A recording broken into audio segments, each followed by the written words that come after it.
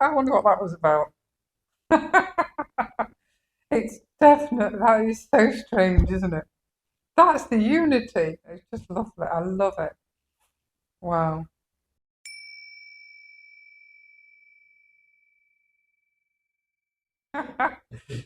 Okay, so I've just found out now Yacht was also filming the first part, which I thought was a personal moment. I was just talking about how the oils, when I'm sharing them, my name's Alison Leavesley, by the way. When I'm sharing them, I seem to embody the oil itself. And that's exactly what just happened with the unity. Um, just create it. First of all, I thought, I can't smell it. And then when I did, it was like, whew, which was unusual for me because normally I can smell the oil straight away. So, unity, this oil, for the first series of 5 oils, like I say, there's more to come. This one is about the masculine and feminine. And there's all sorts of different conversations around, does the masculine and feminine exist?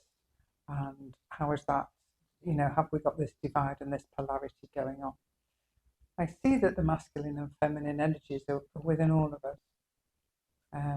The inner is that creative, nurturing, holding, um, expansive energy that is welcoming, that's loving, and the opportunity to really get in touch with the embodiment of life.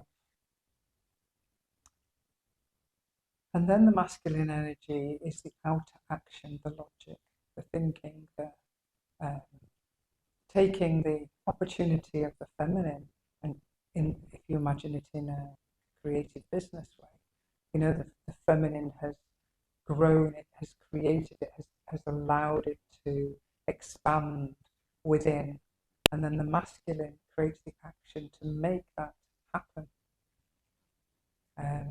How we are, and we've experienced our relationships with the men within our lives as women, or as men, depends on then how we engage with our masculine energy, whether we embrace it in a positive, open way, or whether we try and shut it down, that becomes oppressive and angry and rigid. And again, the same with the feminine, what we experience in the females around us also teaches us what is that feminine energy. So this is the opportunity to really get to know your masculine energy and spend time with him, and also to get to know your feminine energy and spend time with her, and then see how they interact together and what we see inside of ourselves and what we experience in connecting with the masculine and feminine and how they respond to each other will also show up in our relationships outside of ourselves. So, and when it comes to, your businesses or your job or your creative or your relationships with your children, etc., the more we engage and get these two into balance, the more we will be able to create a flow of life, developing that creation and putting it into action. Really as women having a better opportunity to have greater relationships with the men within our lives, and for men to have better relationships with the women, and then men with men and women with women. So, and then once we have developed that connection, then there's also a healing meditation to heal conditioning around religion, because I think that's also another thing that has limitations on our divine connection, and that divine connection is so important, because for me it's as important as any other aspect of ourselves. What it does really, and this is a meditation that I'm going to do, that I'm going to add into this pot, and that is healing the polarities. So it's like actually we have these polarities constantly in life where we're pulled in different directions. Even when it comes to our parents, we have those polarities. In fact, I might add these into the mother and father. We'll see. It'll come up in some way anyway. where it is, so like, we love or hate our parents, and we go through these different experiences in different moments.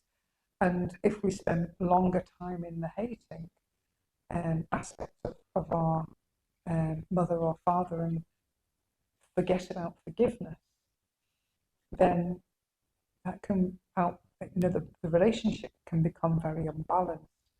So if we had the divine aspect of it, of life and of ourselves, sitting in the middle of that love-hate, actually it would help to balance it out and bring forgiveness and have better relationships, not just with our parents, but with everybody else within our lives too.